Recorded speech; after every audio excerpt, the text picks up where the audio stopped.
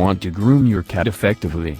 This method explains how to use a thin brush and a trick of using your own scent to successfully brush your cat for the very first time. Steps. 1. Get your cat in your lap or on the floor in front of you. 2. Get the right brush. Make sure that the brush is a thin and strong brush. The bristles should be flexible but strong, and they should be fine in width. 3. Run the brush through your hair first. If the brush has your scent on it, your cat will calm down. An added benefit of doing this is that you can check that it is not too hard for use. 4. Let the cat sniff it. If the cat does not try to bite the comb, proceed to the next step. If it does attack the comb, leave it be and try again the next day. Repeat until your kitten or cat accepts the brush. 5. Start brushing its head.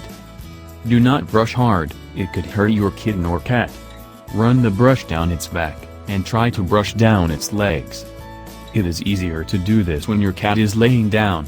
Brush its legs, but not its paws. 6. Spend time talking, soothing and patting your cat before, during and after grooming so that your cat comes to associate grooming with pleasant memories. Tips. This is easier if your cat loves you a lot. It's better to get a cat's brush than a human brush.